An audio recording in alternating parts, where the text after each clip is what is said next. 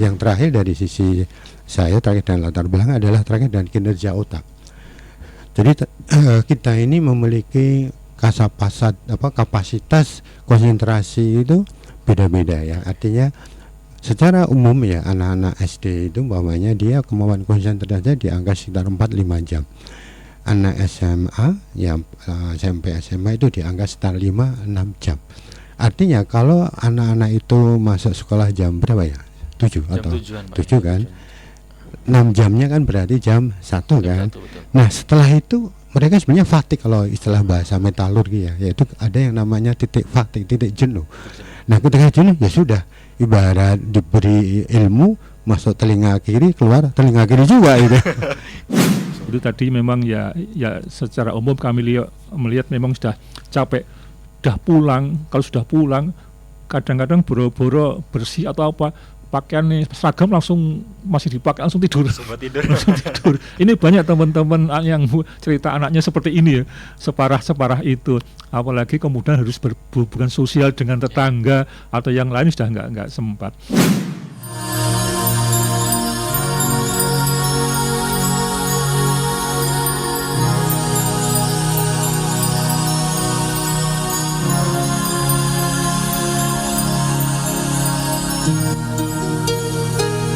Assalamualaikum warahmatullahi wabarakatuh. Waalaikumsalam warahmatullahi wabarakatuh. 88,5 Mega Drama FM, top lagunya pasti infonya. Selamat malam untuk pendengar. Jumpa kembali bersama Dani Damaraya tepat di hari Rabu di 24 Desember 2025.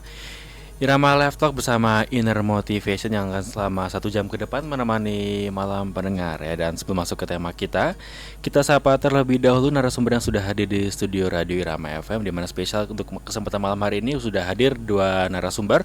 Yang pertama kita sapa terlebih dahulu. Selamat malam untuk Pak Pram Prasti Ahmad. Selamat malam Mas Dani. Oke, dan selanjutnya ada Pak Fatur Rahman. Selamat malam Pak Fatur Rahman. Selamat malam. Oke, mungkin sebelum masuk ke tema kita dari Pak Pram dan juga Pak Fat, Pak Fat, monggo untuk menyapa para pendengar kita. Monggo Pak Pram. Oke. Terima kasih. Assalamualaikum warahmatullahi wabarakatuh. Para pendengar yang budiman, pada saat ini kita mudah-mudahan dalam keadaan bahagia. Namun seandainya ada yang kurang bahagia dalam 1 jam ke depan, mudah-mudahan lebih bahagia dan bisa menikmati hidup ini. Bagi yang kurang sehat, kurang beruntung, mudah-mudahan lebih sehat dan lebih beruntung, dan kita bisa menikmati dunia ini yang sangat indah. Amin. Gitu. Dari Pak Pram, monggo Pak Pram. Nggih. Para pendengar yang berbahagia, Assalamualaikum warahmatullahi wabarakatuh. Alhamdulillah kita ketemu lagi. Beberapa sesi kemarin kita absen dan alhamdulillah sudah digantikan oleh Pak Fat. Hari yang para pendengar yang berbahagia, kita sebentar lagi akan memasuki tahun baru 2026, dan yang kemarin sempat kita pahami ada rencana untuk di Provinsi Jawa Tengah akan kembali ke 6 hari sekolah. Oleh karenanya kami akan mengajak memahamkan atau kemudian berikan beberapa hal yang sempat kita kaji terkait dengan 5 hari sekolah. Semoga dengan kajian ini kebijakan yang memang sudah dirancang oleh pemerintah Provinsi Jawa Tengah untuk kembali ke 6 hari sekolah menjadi hal yang istilahnya bisalah kita pahami bersama. Mungkin itu Mas Dani. Oke, siap Pak Pram. Nah, terkait dengan tema kita pada malam hari ini adalah dampak negatif 5 hari sekolah, di mana nanti pada tahun 2026 udah kembali ke 6 hari sekolah gitu nggih Pak Pram? Rencananya demikian. Demikian. Nah, latar belakang mengapa kita mengangkat tema ini Pak Pram? Baik. Pak Pram. Para pendengar Irami yang berbahagia, ada beberapa hal yang kenapa kita angkat nih. Yang pertama begini, bahwa sebenarnya kalau kita bicara tentang 5 hari sekolah ya, ada yang mengatakan HD full day school ya, VDS ya. Ada beberapa aspek. Yang pertama, pada saat awal kita memahami konteks ini ya sekitar 2015 ya, kemudian eksekusinya di 2017. Ini bukan ide dari para pendidik. Jadi bukan kajian oleh para pendidik, dari seorang pejabat politik, pejabat publik yang kita belum pernah paham ya, artinya dari mana kemudian bahwa 5 hari sekolah itu efektif untuk pendidikan. Artinya kalau kita bicara sekolah itu kan pendidik ya, pendidikannya artinya outputnya pada siswa. Nah, di dalam perjalanan setelah kita mencoba mencermati cukup lama, baik dari pola yang langsung, artinya kebetulan kami juga kadang-kadang di sekolah baik sampai SMA, kemudian juga di kegiatan-kegiatan luar sekolah, kegiatan yang kemudian bisa kita cermati dari perilaku anak, ada hal yang ternyata semakin kesini itu semakin kurang positif. Dan artinya karena ini nanti akan berdampak dengan beberapa hal. Nah, jadi pertama itu karena memang tidak didasar oleh kajian oleh para pendidik. Nah, kalau saya menyampaikan kalimat para pendidik itu mungkin ada aspek psikologisnya, ada aspek pedagogiknya, ada bahkan aspek istilah saya adalah kinerja otak. Kalau kita bicara tentang cara kerja ada yang namanya kinerja. Nah, itu. Jadi 5 hari sekolah memang menurut hemat kami tidak disusun didasar oleh kajian yang tepat. Karena kalau bicara pendidikan ya, kalau kita bicara perubahan kurikulum aja itu kajian cukup lama. tidak serta-merta, apalagi kalau kita bicara tentang sekolah. Nah, kemudian kalau kita cermati kembali di dalam Undang-Undang Nomor 20 Tahun 2003 tentang Pendidikan Nasional, maka di dalam pasal 3 disebutkan bahwa tujuan pendidikan itu kan yang pertama adalah agar menjadi manusia yang benar bertakwa pada Tuhan Yang Maha Esa. Kenapa? Ini nanti identik dengan kajian terkait dengan sila pertama ya. Kalau saya coba browsing di beberapa dampak negatif itu memang nanti yang paling perlu dicermati adalah aspek berketuhanan atau beragama. Artinya ini yang utama. Karena ada 8 aspek di dalam tujuan pendidikan nasional, mulai dari tadi bertakwa, kemudian berakhlak mulia, ini terkait dengan karakter, kemudian juga tentu saja adalah sehat, jasmani maupun rohani ini, kemudian juga memang harus cerdas, berilmu, cakap, kreatif, mandiri. Nah, mandiri pasti juga didukung dengan kapasitas ya, terkait dengan kecerdasan yang tidak hanya intelektual namun juga emosional dan spiritual, dan bertanggung jawab menjadi warga negara yang demokratis dan benar. Nah, ini tentu saja bukan sesuatu yang sederhana ya kalau kita memahami tentang tujuan pendidikan nasional. Sekian aspek ini tentu saja perlu strategi, betul langkah, dan istilah saya tidak mungkin kalau kemudian dipadat-padatkan ya pada beberapa pakar mengatakan bahwa di Indonesia ini kalau yang namanya pendidikan menengah ya, apalagi menengah ke bawah, itu kuncinya bukan pada pemadatan namun tahapan-tahapannya. Karena kalau tahapan ini tidak istilahnya kurang bagus, ya tahapan berikutnya jadi kurang bagus pula itu ya. Itu yang kedua. Kemudian yang ketiga adalah bahwa kalau kita kemudian mencermati beberapa kondisi negatif, ya itu saja perlu kajian. Namun yang saya cermati, kalau kita bicara tentang liburnya 2 hari, ya kan, itu yang jadi pertanyaan seringkali selama liburan apakah anak itu bikin seminar ilmiah atau main HP ya? Ya cenderung main HP ya. Sekian banyak orang tua yang kalau kita survei, kita tanya, ya cenderung main HP saja. Nah, kalau kita bicara tentang HP, efeknya kan belum dalam tanda istilah saya.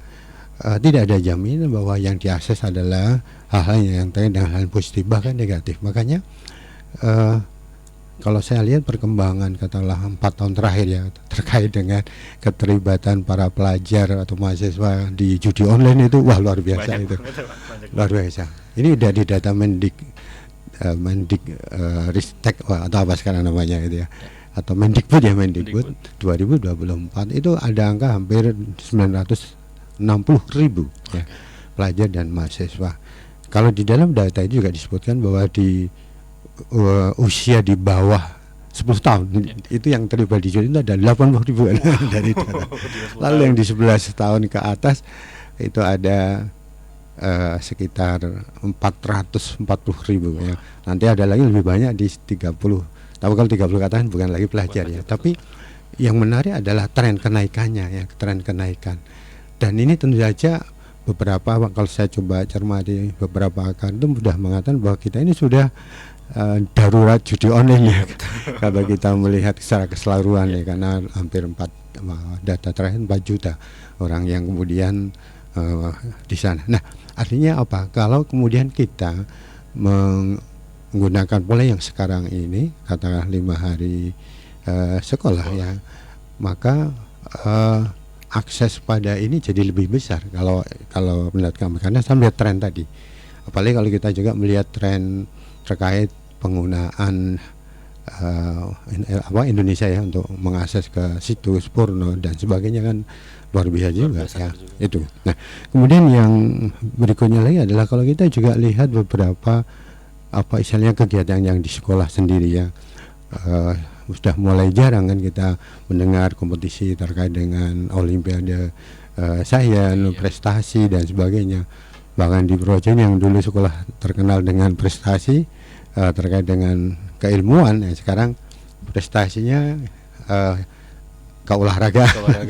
Karena tidak pakai Nah, kemudian kalau saya mencoba mencermati data kan, ini sudah berlangsung sejak 2017 ya, sudah hampir 7 tahun dan sudah menghasilkan para pekerja baru yang dikenal sebagai generasi stroberi atau gensi itu muncul bahwa banyak generasi gensi ini yang mempunyai sekian banyak kelemahannya, mulai dari kesulitan beradaptasi, kesulitan untuk menyesuaikan dengan aturan, tidak mudah untuk dinasihati dan mudah untuk jenuh dan sebagainya. Nah, boleh jadi ini juga hasil dari istilahnya dampak negatif ketika mereka menjalani pendidikan itu dengan sekian banyak tekanannya. Nanti kita uraikan tekanannya di mana saja. Dan yang lebih ya kita melihat benang merah ya, katakanlah di pendidikan kasus-kasus bullying itu kan tidak berkurang gitu ya, kalau kita lihat itu semakin tinggi, termasuk kasus bunuh diri maunya ya. Untuk tahun 2025 saja yang tercatat itu di kalangan pelajar itu sudah 25. Tapi kalau total secara bunuh diri secara kasus itu luar biasa. Jadi peningkatan mulai 2022-23 dari angka 1000 sekian menjadi 2000 dan di 2024 ya data yang baru sudah disinyal ini lebih tinggi lagi. Artinya pola-pola yang kemudian orang tidak memiliki kualitas di bidang kecerdasan emosi ya, karena tadi pemadatan itu dampaknya fokus ke pemberian materi ya, pemberian materi.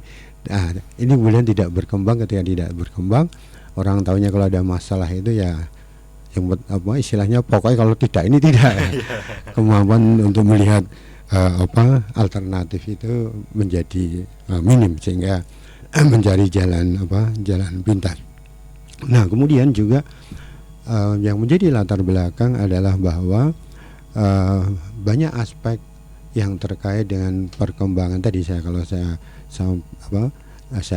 isyaratkan begini. Jadi pendidikan itu kan sebenarnya melatih minimal 3 hal: kecerdasan intelektual, kecerdasan emosional, dan kecerdasan spiritual. Nah, ini tidak bisa muncul secara maksimal ya, secara maksimal. Dan yang terlebih lagi itu ya sudah 5 hari sekolah ditambah dengan kebijakan yang menurut hemat kami juga ya, ini kalau era-era kita dulu yang melihatnya yaitu tidak ada standar pendidikan, tidak ada ujian nasional. Jadi sekarang yang namanya sekolah itu asal daftar itu pasti lulus gitu kan. Sehingga kalau kadang-kadang ya mau nggak mau itu wajah kita, katakan di beberapa yang viral itu di media sosial, anak usia SMA, SMK hitung-hitungan saja tidak bisa. Ada yang lebih miris lagi, level yang bawah saya baca mungkin membaca saja tidak bisa, belum lagi pengetahuan umum. Nah, apakah ini menjadi hal yang kita anggap angin lalu kan? Pasti tidak.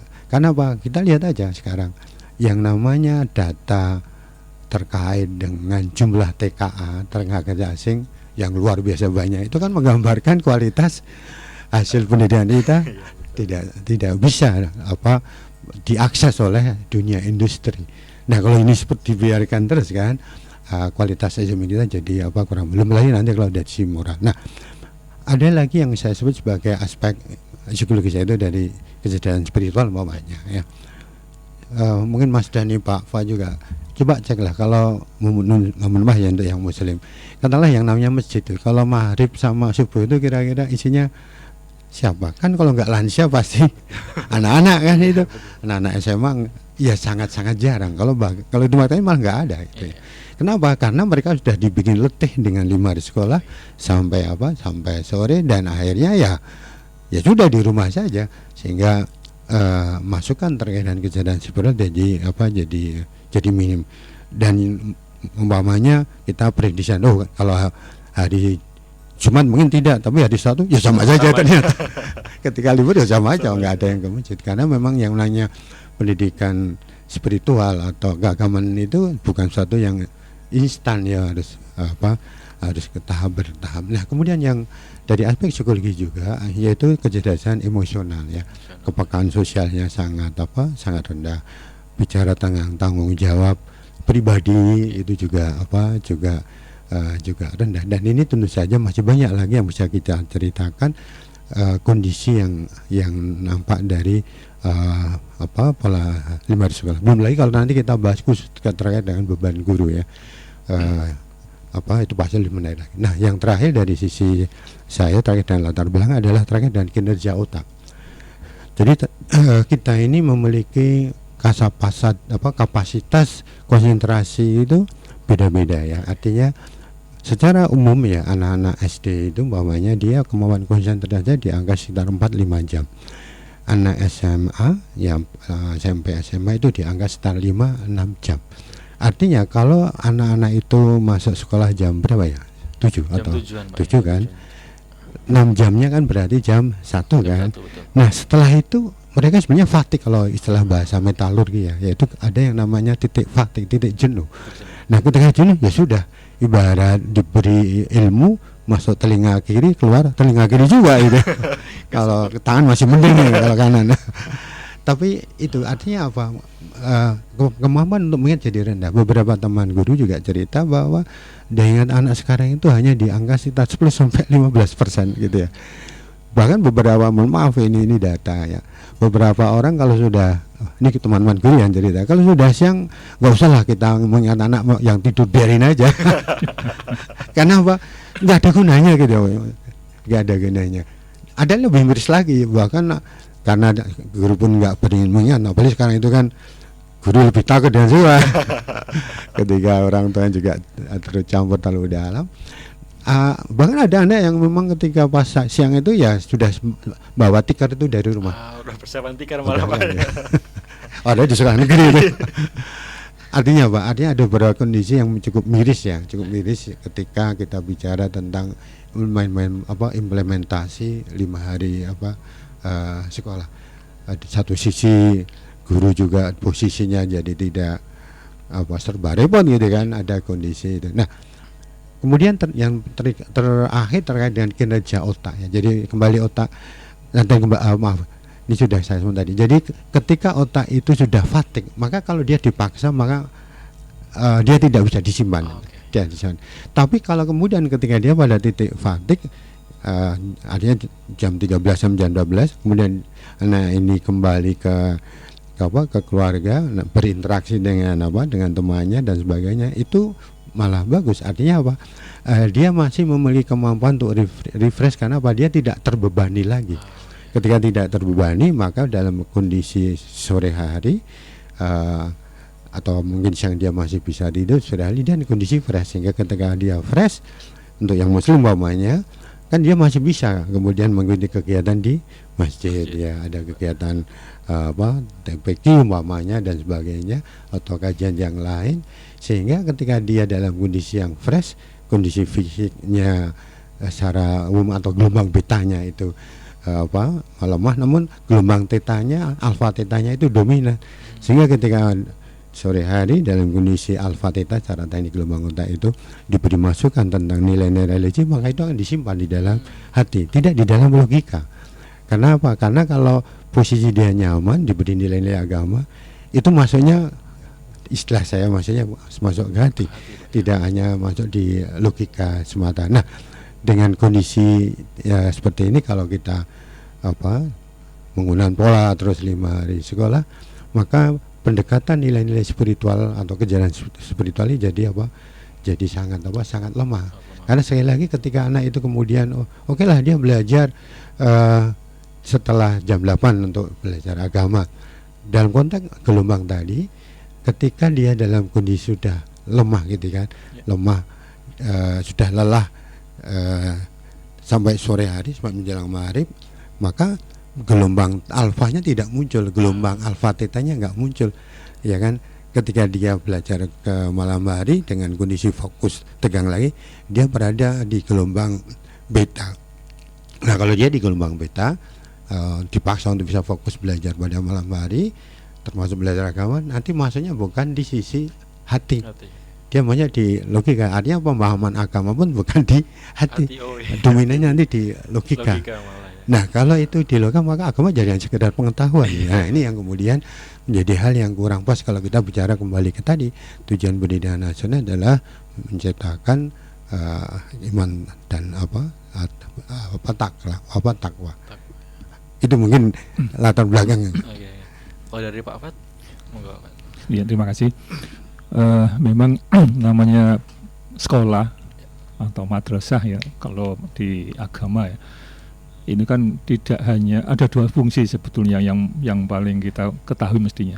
Yang pertama adalah istilahnya transfer ilmu atau pengajaran ya.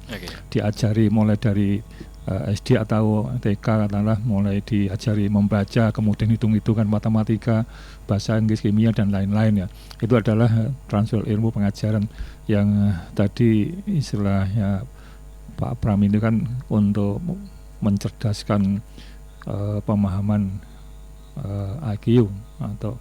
Nah, kemudian ini kan yang kedua adalah dari sisi pendidikan. Nah, ketika siswa diberikan transfer ilmu ini untuk pengkayaan atau pengetahuan tentang ilmu, yang tadi itu disampaikan adalah ini adalah konsumsi yang hanya sampai otak atau pikiran ya, pikiran. Nah, kemudian pendidikan ini harapannya adalah ini untuk konsumsi emotional quotient atau kecerdasan emosi. Yang tadi adalah IQ, konsumsinya untuk otak, kemudian ini adalah emotional quotient atau kecerdasan emosi, kecerdasan hubungan sosial kepada lingkungan.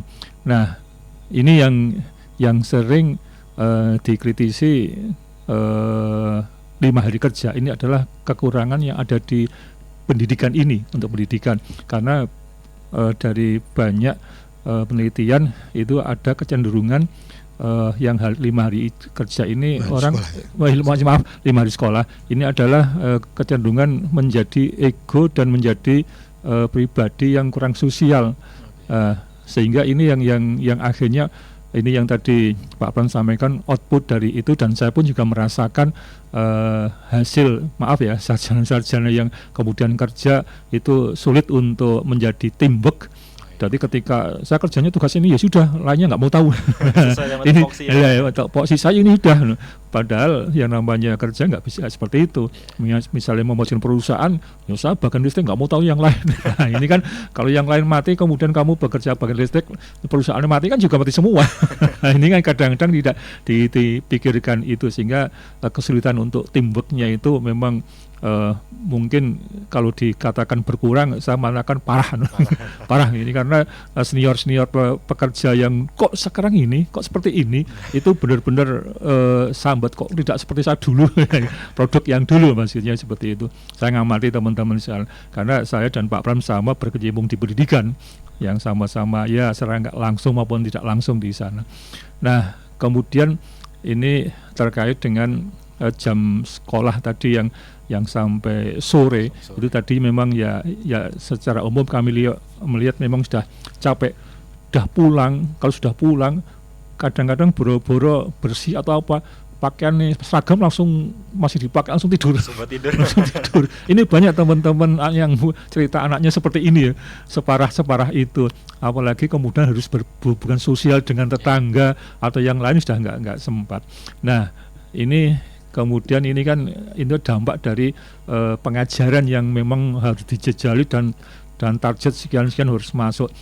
Nah, kemudian ini harapannya dengan 5 hari kerja, 5 hari sekolah, ini kan sore misalnya sudah pulang, kemudian bisa mandi, siap fresh, kemudian, nah ini harapannya bagi yang Muslim, ini kan karena juga satu sisi ya banyak yang protes atau memberi, kalau bahasanya kasar protes, kalau bahasa halusnya yang memberikan saran kepada pemerintah untuk jam sekolah itu dibatasi sampai jam sekian, kemudian sore masih berkesempatan untuk memberikan kesempatan kepada anak-anak itu untuk masuk ke semacam diniyah atau madrasah atau pondok pesantren sing sore tadi itu, sehingga ini adalah konsumsi. Tadi ada manusia ada 3 kecerdasan, IQ, EQ, kemudian spiritual quotient tadi itu atau SQ.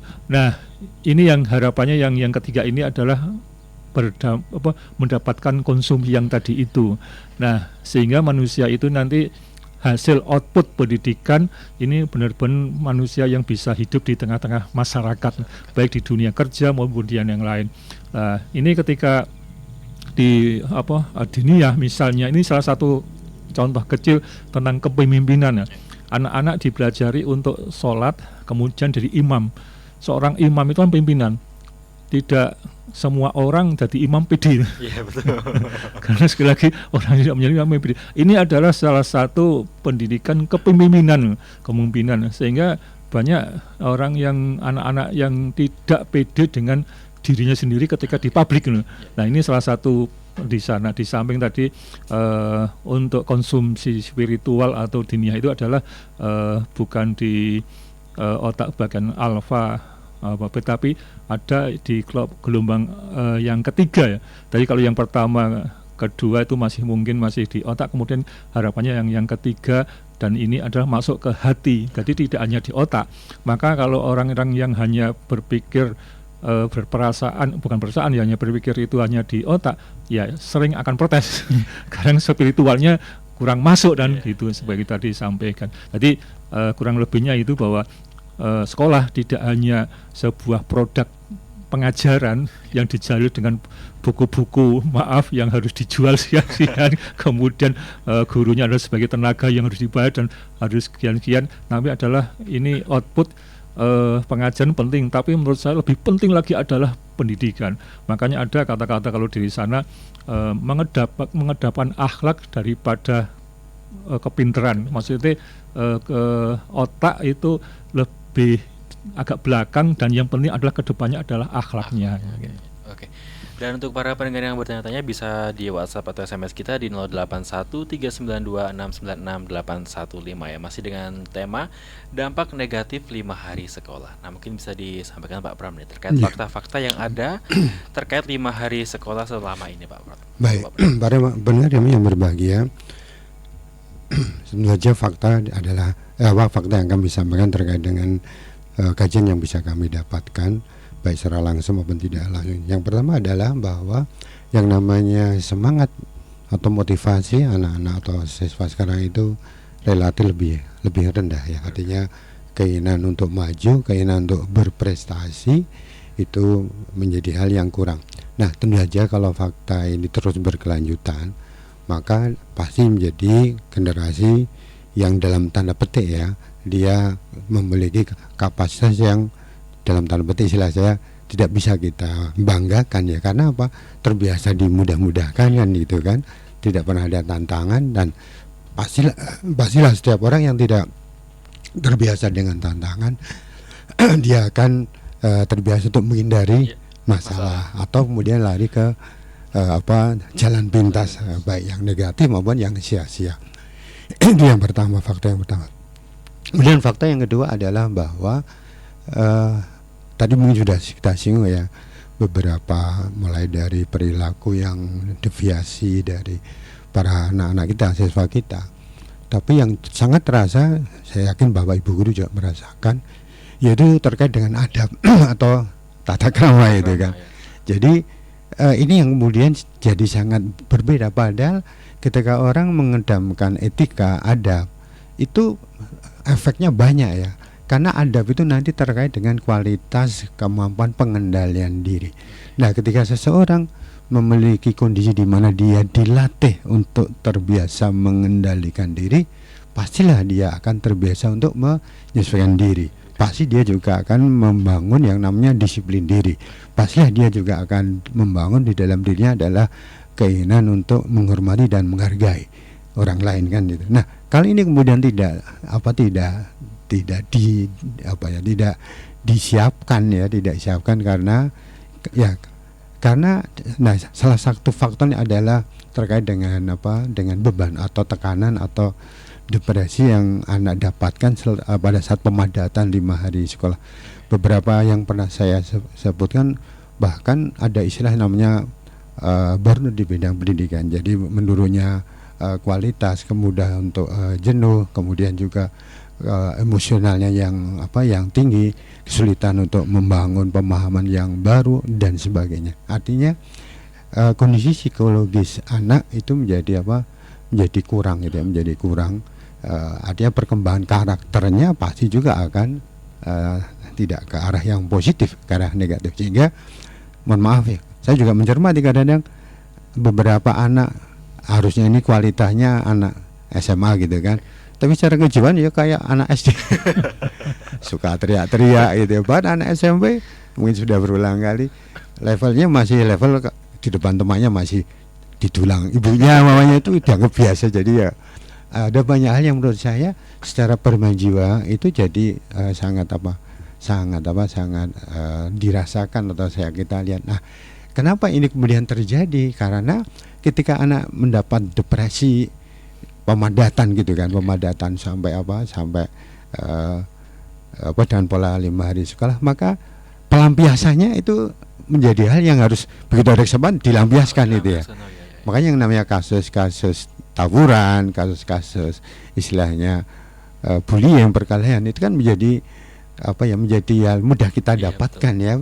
Itu muncul diantaranya karena tadi ketika anak itu sudah terbiasa dapat depresi, lalu pengetahuan kecerdasan emosional tidak tumbuh gitu kan, kecerdasan sebenarnya juga tidak tumbuh, hanya dia menjadi orang yang hanya menggunakan pola-pola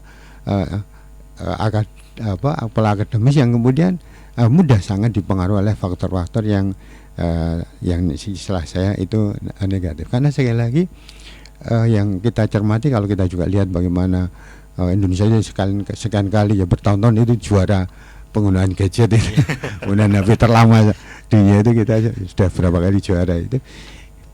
Kalau itu kemudian tidak kita lihat sebagai fakta, itu kan jadi fakta kan, artinya anak-anak jadi terpapar dengan yang ada di gadget. Tentu saja ini menjadi hal yang dalam tanda petik tidak menggambarkan orientasi pada masa depan dia sendiri ya, tanggung jawab pada masa depannya. Itu terkait dengan aspek psikologis. Nah, kemudian aspek spiritual tadi mungkin sudah kita singgung. Jadi memang kalau kita bicara tentang nilai-nilai spiritualitas, nilai-nilai religi, itu memang ada hubungannya dengan yang namanya proses gelombang yang ada di alam.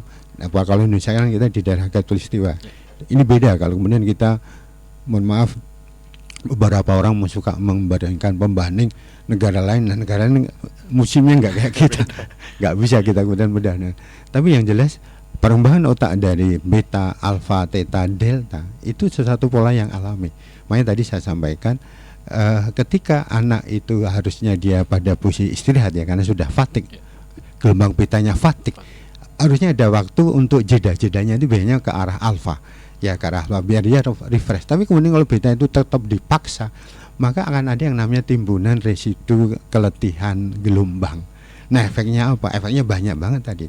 Salah satunya adalah tadi berkaitan dengan daya ingat, yang kedua berkaitan dengan motivasi, terkait dengan keinginan untuk segera bisa move on, dan sebagainya. Itu jadi sesuatu yang sulit ketika seseorang itu memiliki istilahnya kondisi di mana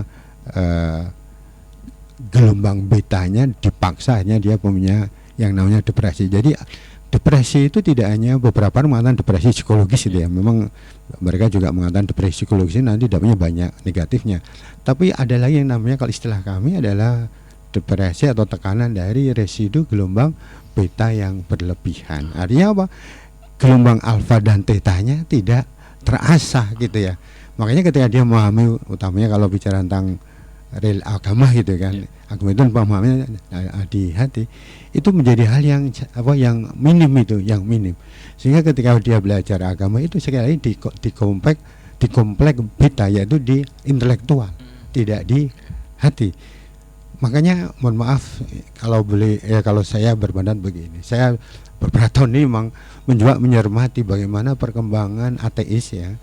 Ya memang yang saya akses ateis yang pernah di negara lain, tapi begitu netizen Indonesia ikut dukung ikut memberi positif, itu kan sesuatu yang berarti Indonesia sudah berkembang. Ada lagi kelompok kedua adalah kelompok agnostis ya, kelompok yang memang tidak beragama, dan ini sudah dibuktikan dengan adanya orang yang memprotes ke MK gitu, pasal 29, bahwa yang namanya kebebasan beragama adalah termasuk bebas untuk tidak beragama. Itu sudah bukti kan. Nah kalau di levelnya sudah segitu kan pasti di bawahnya kan, artinya di bawahnya itu artinya itu kan orang-orang dewasa yang protes, tapi di bawahnya pasti juga ada kader-kader yang sama-sama ingin tidak perlu menggunakan agama.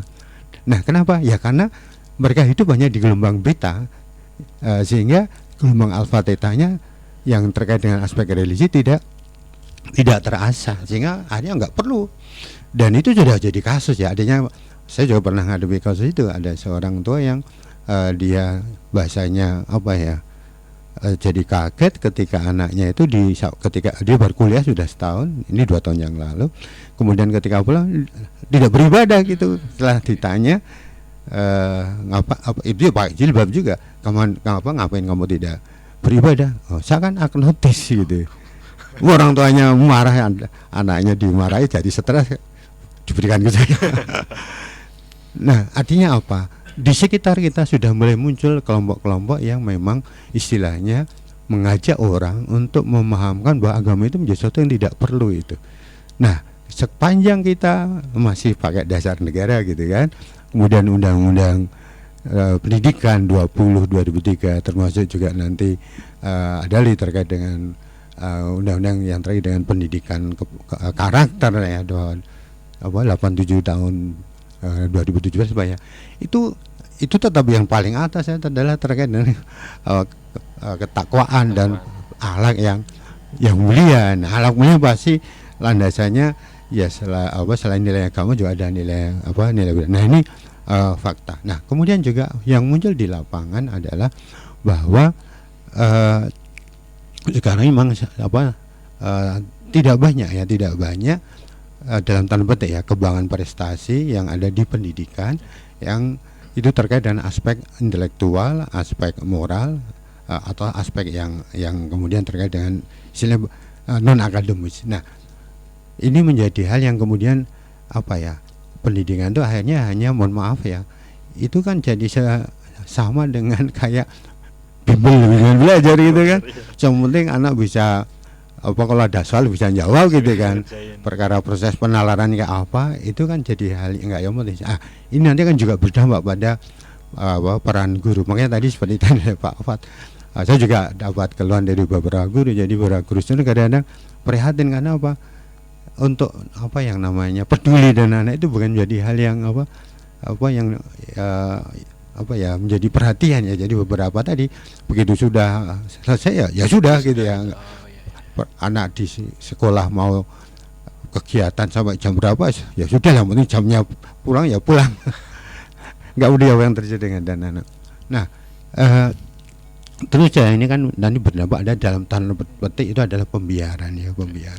Dan pembiaran yang paling mudah diketahui kalau saya sudahlah Bapak Ibu para pendengar silahkan kalau malam Sabtu malam Minggu gitu kan ya, tapi ini memang biasanya malam hari ya, itu yang namanya rombongan sepeda motor bom itu kan tidak semakin sedikit semakin banyak, dan kalau mereka kumpul waduh jumlahnya banyak dia. Kadang-kadang saya bilang waduh apa aja yang mereka kerjakan selama bermalam.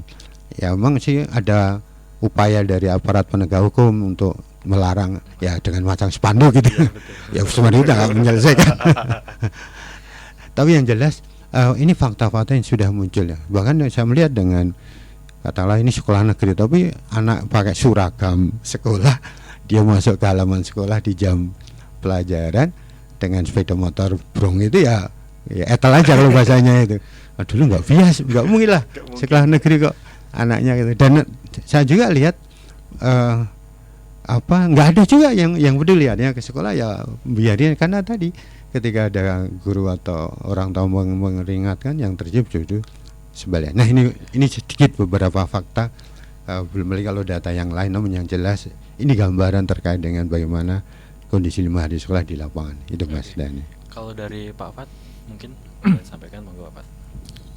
Gini, dengan 5 hari sekolah itu kan yang jelas tadi disampaikan di samping memang kita juga tidak menafikan ya ada positifnya ya, dari positifnya, namun juga kekurangannya juga banyak. Nah, di antaranya adalah tadi kecapean secara fisik. Tadi disampaikan bahwa gelombang otak itu kan ada 4 ya. Yang pertama adalah beta itu ya kita dalam keadaan sadar seperti ini. Nah, kalau kadang kita sampaikan kalau logikanya nggak masuk ya protes. Wow, sana pagi-pagi sarapan dulu, nggak usah lah, yang penting uangnya aja lah. Misalnya pagi itu kan itu otak ya. Kemudian gelombang itu yang agak rendah lagi itu adalah alfa. Alfa ini kemudian rendah lagi adalah theta, kemudian yang paling rendah adalah delta. Delta itu dalam keadaan seseorang itu tidur. Tadi otak sekali lagi paling sadar adalah beta, kemudian mulai agak nyaman atau apa ya, itu bawahnya adalah alfa. Kemudian orang kalau di antara tidur tapi masih dengar, itu masih kelompok theta di situ. Kemudian kalau tidur benar-benar tidur nggak dengar apa-apa, delta. Nah, ini ketika pendidikan pengajaran itu masuk, itu adalah masih di taraf theta. Theta ini adalah sesuatu yang data yang logis, yang logikal aja, sehingga ini adalah konsumsi otak yang tadi. Nah, kemudian bawahnya adalah beta. Nah, ini yang sudah mulai berproses ke hati tadi itu, sehingga ini adalah yang proses yang namanya pendidikan ya. Pendidikan ini adalah masuknya yang tadi ke gelombang yang agak bawah, yang kedua itu adalah beta, yang istilahnya tadi adalah yang masuk di konsumsi hati, konsumsi hati. Nah, sehingga yang namanya pendidikan, kemudian saran-saran nasihat ini masuknya ada di gelombang kedua, ini akan efektif masuk ke sana, yaitu orang yang dalam keadaan agak mulai nyaman, sehingga ini bisa tertanam ada di dalam diri itu. Nah, kemudian kalau mengkristalisasi ada di hati itu ya yang gelombang ketiga, sehingga orang kadang meditasi atau merenung atau apa, itu masuknya di itu. Tapi kalau kemudian merenungnya sudah mulai buyar, bablas ya bablas tidur. Nah, ini ya yang tidak efektif kalau ini. Nah, kembali lagi efek dari tadi itu bahwa yang transfer ilmu istilah saya atau pengajaran yang 5 hari kerja itu kan lebih ke itu, sehingga ketika seseorang melihat suasana lingkungan yang tidak masuk akal, tidak masuk akal, dan akal itu cenderung ke individual ya, individual. Kok nggak cocok ya, nggak cocok dengan saya, dengan ya ini protesnya.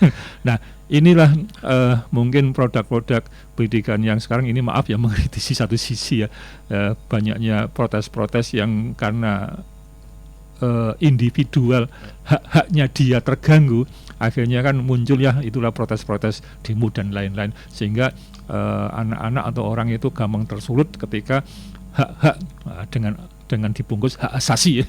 Dengan hak asasi akhirnya kan mudah untuk di situ. Namun ketika orang sudah dididik dengan yang tadi itu melalui gelombang kedua, gelombang beta, yang nilai-nilai moral, nilai-nilai pendidikan masuk, itu akan tidak mudah diguyah dengan seperti itu. Protes ngopo protes nggak manfaat, misalnya protes sama guru. Yang namanya dulu kita ingat, mungkin bagi kami dan Pak Pram masih ingat, ada di SD itu ada namanya pelajaran budi pekerti. Okay. Budi pekerti. Kemudian selanjutnya budi pekerti nggak ada, kemudian ada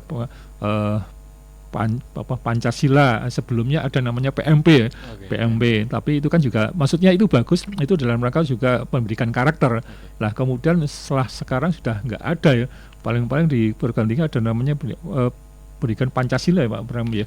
Kewarganegaraan malah sudah ganti lagi, sudah dulu Pancasila sekarang sudah gunakan. Nah ini kan yang namanya pendidikan yang sifatnya pendidikan dalam arti karakter itu sudah mulai terkurangi. Lah kalau kemudian masyarakat, orang tua ini tidak menambah sendiri kreativitas sendiri untuk mendidikan tambahan pendidikan yang sifatnya moral, ini akan ya itulah yang terjadi saat ini seperti ini. Sehingga ini benar-benar terasa kami dan Pak Pram yang juga secara nggak langsung sekali lagi mengelola pendidikan dan juga pernah di birokrasi dengan teman-teman yang junior baru masuk, itu jauh produknya sisi hal yang tadi sampaikan teamwork itu. Ya. Nah kemudian akhirnya anak-anak yang sekolah yang produk-produk yang terakhir ini lebih mengedepankan ke logika, sekali lagi ke logika yang sifatnya cerdas emosi, cerdas sosial, ini sangat-sangat berkurang, sehingga orang ini sekarang melihatnya loh kok gitu. Nah ini kadang-kadang ada teman yang ekstrem mengatakan sekarang ini namanya anak itu sudah nggak ada ya, anak membantu orang tua. Padahal kalau dulu itu ya biasa orang tua itu asa-asa dan lain-lain, nyuci. Sekarang sudah nggak ada seperti itu. Nah ini sebetulnya tidak hanya sekedar tenaga yang diambil membantu sebetulnya, tapi lebih dari itu adalah unsur pendidikan. Itu sebagai sebuah penghormatan kepada orang tua, yang orang tua sudah berusaha payah, kemudian kita menghormati gini-gini. Kalau dulu namanya berjalan di depan orang tua itu nggak berani kok langsung jalan, mesti agak merunduk. Iya, sekarang sudah nggak ada kok jalan di depan burung dari langkung, sudah nggak ada. Nah ini bukan bentuk feudalisme, tapi ini adalah bentuk pendidikan atau pembentukan karakter yang hormat kepada orang tua. Kalau kita lihat YouTube di orang Jepang itu, walaupun sudah dengan logika seperti itu, ketika dengan guru kan tetap hormat seperti itu. Padahal udah yang sudah negara maju seperti itu. Nah kita kepengen maju yang lain, tapi sisi pendidikan moralnya kurang, mungkin tambahan. Yeah. Oke, nah dan terjadi nih Pak Prama terkait dengan apa sih dampak negatif dari 5 hari sekolah ini sendiri? Semoga Pak. Ada beberapa hal. Yang pertama tentu saja dampak negatifnya adalah kelelahan fisik dan mental. Nah, kelelahan fisik dan mental ini bahkan sekarang dikaji dengan pendekatan yang namanya burnout belajar. Artinya kondisi yang terkait dengan kelelahan, dampak dari beban yang jadi di badan. Ada beberapa kelelahan, tentu saja kelelahan fisik. Kelelahan fisik nanti juga ada sekian dampak, kelelahan mental, ada sekian dampak kelelahan emosional, dan juga ada lagi yang diteliti oleh para pakar adalah bahwa anak-anak yang kemudian punya kelelahan atau burnout belajar ini, mereka bahkan sifatnya dengan sesuatu sifat sinis gitu ya, sinis. Makanya juga saya ini kadang-kadang ketika membahas tentang alumni itu, ini kader-kader yang baru ini nggak muncul ya. Apakah memang sekarang aneh ya, eranya tadi dia punya sikap sinis dengan sekolah. Nah kemudian juga dampak yang berikutnya lagi adalah kalau bahasanya adalah justru dengan dia lelah, maka interaksi dengan keluarga itu lemah. Ya ketika mereka di rumah ya sama orang tua, tapi ya sama-sama main HP sendiri kan gitu ya. Karena apa? Karena mereka maunya menyendiri kan, enggan untuk kemudian ditanya-tanya, enggan. Ya sudah, akhirnya ya meskipun mereka serumah ya berdamai ya yang dekat jadi jauh, yang jauh jadi dekat gitu ya. Nah itu aja nanti juga berdampak pada yang namanya pengawasan. Beberapa orang tua juga cerita tuh, kalau anak itu tidak ada yang ngawasi apa yang dilakukan, kan apa yang namanya anak itu yang orang tuanya ASN yang tidak semuanya ASN kan, yang kan ASN ada yang 5 hari kerja, tapi di luar itu kan mereka tetap kerja, tidak di rumah. Nah ketika anak tidak di rumah gitu ya, lalu orang tua juga tidak di rumah, ya pasti lebih banyak neko-nekonya kan daripada positif. Nah ini yang kemudian disebut sebagai dampak negatif, yaitu menurunnya istilahnya pengawasan. Dan tentu saja nanti kalau kita diceritain ya pengawasan itu juga benar pada banyak hal yang tentu saja banyak negatifnya. Nah kemudian lagi yang ketiga adalah dampak negatifnya adalah kepekaan sosial anak itu jelas tidak terasa ya. Nah ketika kepekaan sosial itu tidak terasa terus nanti juga berdampak pada banyak hal, tidak bertanggung jawab, enggan kemudian untuk membantu, enggan untuk kemudian berkontribusi atau bermakna pada yang lain. Nah, tentu saja ini juga akan menjadikan istilahnya pribadi yang dalam tanda petik kan, bukan yang kita harapkan itu ya. Apalagi kalau kita kaitkan dengan tujuan pendidikan nasional. Nah, kemudian dampak negatif yang keempat ada ya istilahnya mulai terpinggirkan pendidikan keagamaan yang sifatnya non formal gitu ya, non formal. Dan ini tentu saja berdampak banyak ya, dari banyak karena sekali lagi kalau kita bicara tentang karakter, bicara tentang membangun generasi yang beriman dan bertakwa, tidak sesuatu yang bisa dipadatkan. Mungkin bisa saja di pola dalam basic 1 anak silakan belajar mandiri, baca tentang ini, ya suruh baca ya istilahnya nggak akan membentuk ya. Tapi kalau kemudian mereka dirutinkan di dalam bentuk pendidikan non formal di saat sore hari, maka ini pasti akan lebih mengena di dalam diri anak, dan itu saja itu menjadi hal yang sangat positif. Nah kemudian yang berikutnya adalah bahwa kalau kita bicara tentang pendidikan 5 hari sekolah itu kan sebenarnya kan memang mengharuskan banyak hal yang harus ada di sekolah gitu kan, tempat ibadah yang memadai, tempat istilahnya anak bisa tercukupi banyak aspeknya. Tentu saja ini menjadi hal yang tidak sederhana gitu kan, tidak sederhana. Artinya apa? Artinya kalau dia selama berada di sekolah ingin mengembangkan potensi dirinya secara maksimal ya. Dulu ketika saya di kegiatan anak-anak SMA itu hampir ya ekstra itu ada 24 jenis itu. Artinya anak ada fasilitas untuk melakukan, tapi begitu 5 hari sekolah ini tentu saja menjadi hal yang tidak bisa dilakukan. Jadi nah sebenarnya ada lagi yang lebih istilahnya negatif. Ada juga kajiannya secara khusus, yaitu terkait dengan anak-anak yang di sekolah kejuruan ya. Ya yang namanya pemadatan 5 hari sekolah itu kan ya teorinya dipadatkan kan.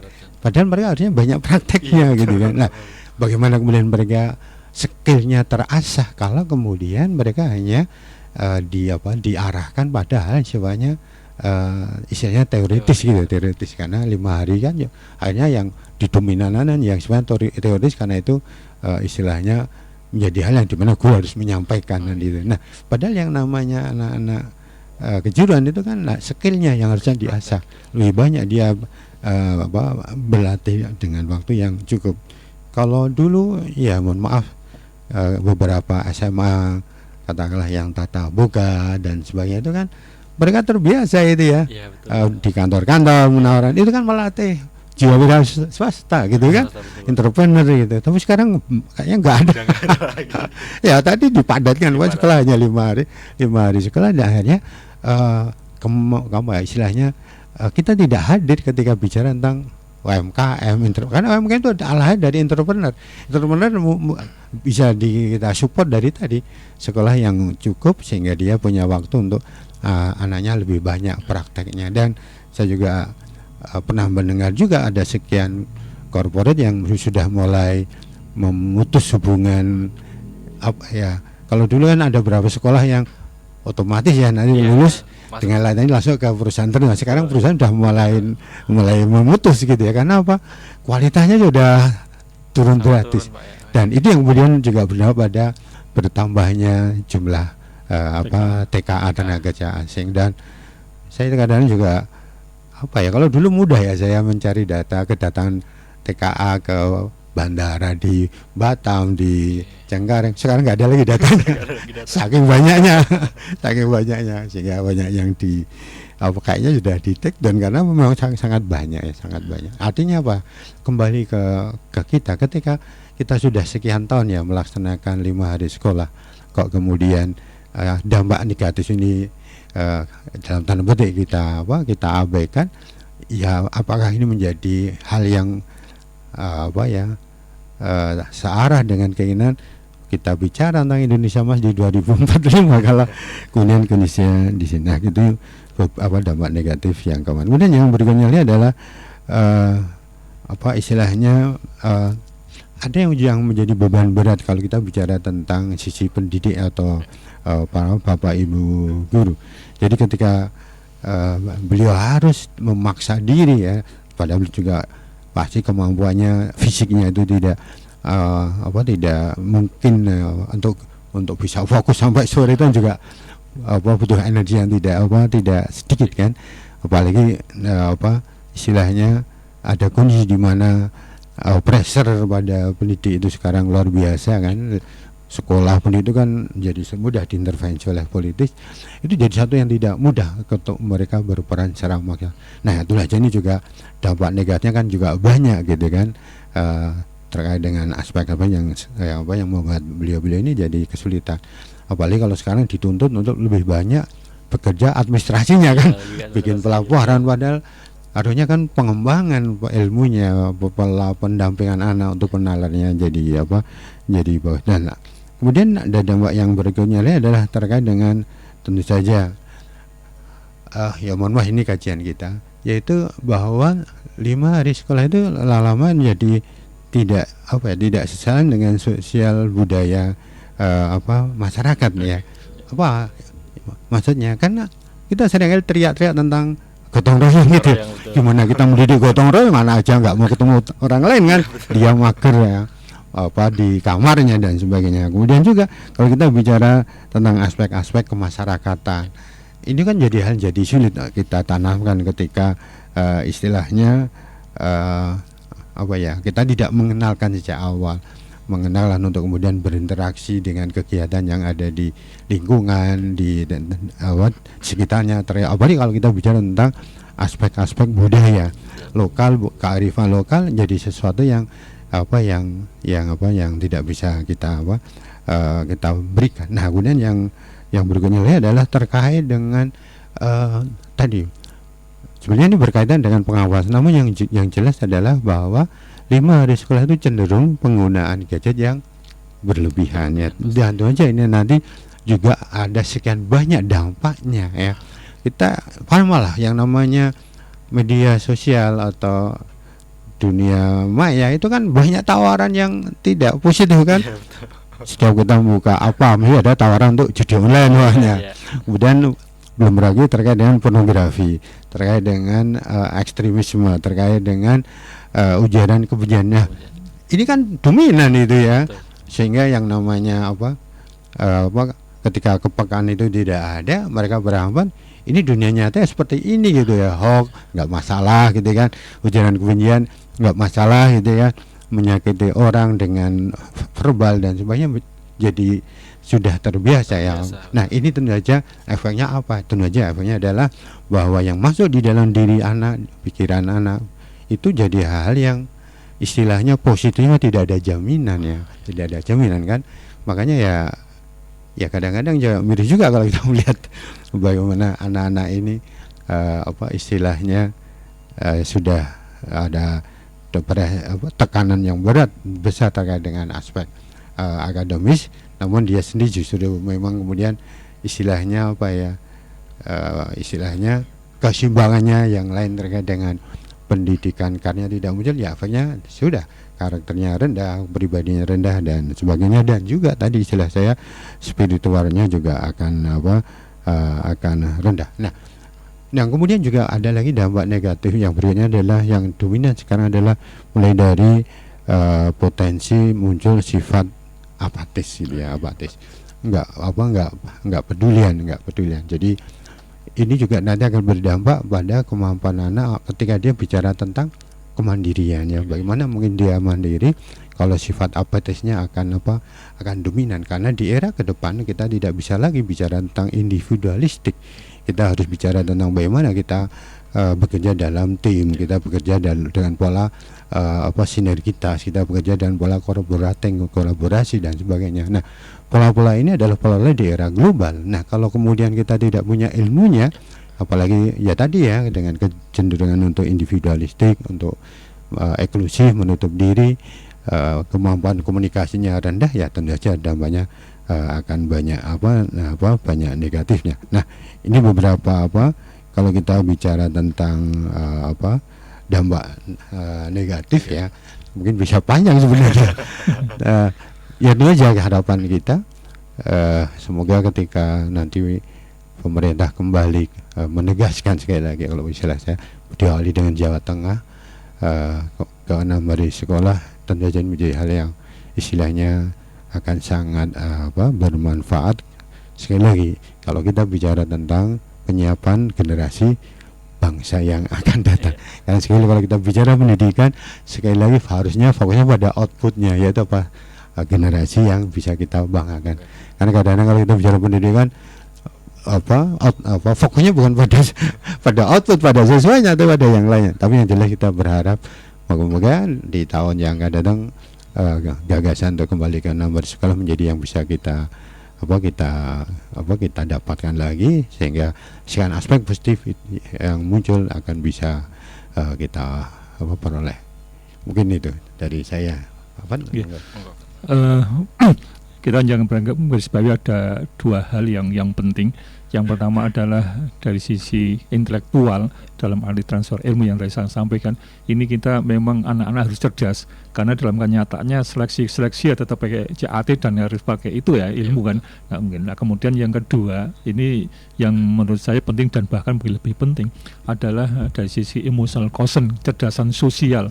Karena ini kenyataan, lihat sekarang bahwa singit mungkin katakanlah, saya tidak mengatakan kurang parah, sekarang sudah parah, karena saya lihat tadi pagi aja saya dalam batin gemam, ya rumahnya nggak terlalu jauh dengan saya lah, dia mahasiswi.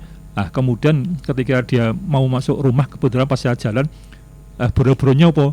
Dia langsung duduk seakan-akan nggak tahu, padahal itu tetangga masuk rumah. Ini contoh kecil ini yang egonya dan tidak mau tahu lingkungan, dan tidak mau, ini yang namanya mungkin saya akan menghubungkan, mungkin inilah yang kekurangan kecerdasan emosional tadi, yang kepekaan, sehingga harapannya cerdas intelektual dan cerdas emosi, ini yang sangat penting. Dan yang terakhir adalah cerdas spiritual, sehingga kalau orang Mbak Kiai namanya Rabbana atina fid dunya hasanah wa fil akhirati hasanah. Tadi di dunia juga kita baik-baik saja, baik intelektual maupun emosional, juga nanti bisa mendapatkan spiritualnya di besok di yang akan datang di sananya. Ya, itu Mbak Pram, monggo ada closing statementnya, monggo. Mungkin waktu juga ya, sudah kita lebih dari waktu. Jadi para benar yang saya hormati, ini beberapa hal terkait dengan sisi negatif dari 5 hari sekolah. Mungkin Allah Pak masih melihat sisi positifnya, kalau saya nggak ada positifnya. Sama sekali nggak ada. Saya sudah nyermati hampir 6 tahun terakhir ini itu, nggak ada positifnya. Ada positif pokoknya, orang tua yang suka bepergian, wah itu bisa lama. Makanya beberapa sekolah SM itu kadang suka mengeluh, wah ini sering-sering anaknya yang punya kakak SMA mesti kalau satu izin ya. Karena bisa liburan. Para yang berbahagia, sekali kami mohon maaf apabila memang ada yang berbeda, namun kami mencermati ya, bukan semata-mata kita mengakses pada data secara pasif ya, namun karena memang kita juga melihat secara langsung bagaimana perkembangan anak-anak kita selama ini, dan tentu saja ini menjadi hal yang semoga menjadi inspirasi untuk kita semuanya. Dan dalam rangka kita tetap punya istilahnya kontribusi untuk ikut berpartisipasi menyiapkan generasi bangsa yang akan datang. Mungkin itu dari kami. Mohon maaf apabila ada yang kurang berkenan. Assalamualaikum warahmatullahi wabarakatuh. Waalaikumsalam warahmatullahi wabarakatuh. Sekali lagi terima kasih untuk Pak Fat dan juga Pak Pram yang sudah hadir pada kesempatan malam hari ini dan juga sudah memberikan tema yang sangat baik, yaitu dampak negatif 5 hari sekolah. Dan untuk pendengar, jangan kemana-kemana karena setelah ini akan hadir kembali saya Dani Damara di Harmoni Keroncong. Pastikan untuk tetap menyatu bersama di Irama FM.